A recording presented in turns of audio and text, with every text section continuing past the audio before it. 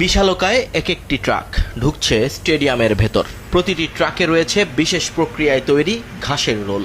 New York giants এবং জেটসের ঘরের মাঠ মেটলাইফ স্টেডিয়ামে চলছে পরিচয় বদলের পালা। 2026 বিশ্বকাপের ফাইনাল সহ মোট 8টি ম্যাচের আয়োজক এই মাঠ, তাই কোনো রকম খুঁত রাখতে চায় না ফিফা।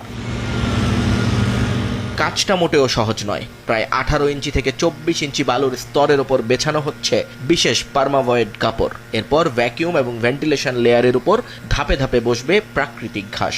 আবহাওয়া কিছুটা বাগড়া দিলেও বিরামহীন চলছে এই সবুজায়নের কাজ। processes in place where we've got পরিকল্পনা অনুযায়ী সব এগোচ্ছে। আবহাওয়ার কারণে কিছুটা দেরি হলেও আমরা এখন সঠিক পথে আছি এবং কাজ বেশ দ্রুত এগোচ্ছে। It's quite an extensive program. ফুটবলের নিয়ন্ত্রক সংস্থা ফিফার কড়া নিয়ম মানতে গিয়ে বদলে ফেলতে হয়েছে স্টেডিয়ামের ভেতরের কাঠামো। ফুটবল মাঠের নির্দিষ্ট মাপ নিশ্চিত করতে সরিয়ে নেওয়া হয়েছে 1740টি সিট। বড় করা হয়েছে মাঠের বোল। কর্নার কিকের জন্য খেলোয়াড়দের পর্যাপ্ত জায়গা দিতেই এই পরিবর্তন। উত্তর ক্যারোলিনা থেকে আসা বিশেষ বারমুডা ঘাসেই হচ্ছে বিশ্বকাপের মঞ্চ। ঘাস বসানোর পর শুরু হবে হাইব্রিড রিইনফোর্সমেন্টের কাজ। 3 থেকে 6 দিন চলবে এই প্রক্রিয়া, যাতে ঘাসগুলো মাটির সঙ্গে শক্তভাবে আটকে থাকে।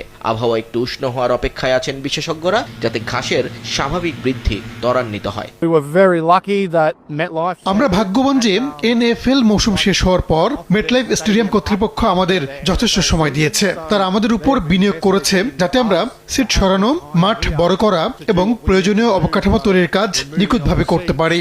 এই প্রক্রিয়া আমরা 12 মাস আগেই শুরু করেছিলাম। It wasn't just this year, we had started the process. আগামী 13 জুন থেকে এই মাঠেই শুরু হবে বিশ্ব ফুটবলের লড়াই। ব্রাজিল, ফ্রান্স, জার্মানি কিংবা ইংল্যান্ডের মতো পরাশক্তিরা যখন এই সবুজ গালিচায় দৌড়াবে, তখন মাঠের আচরণ যেন একই থাকে তা নিশ্চিত করতে নিয়মিত চলবে পরীক্ষা নিরীক্ষা। বিশ্বকাপের 4টি দেশের 16টি ভেন্যুর মধ্যে অন্যতম এই মেটলাইফ স্টেডিয়াম 19 জুলাইয়ের মহারণকে সামনে রেখে তাই নতুন রং আর ঢঙে সাজছে সবুজে ঘেরা এই ফুটবল দুর্গ। নিয়ন মুহাইমেন, সময় সংবাদ।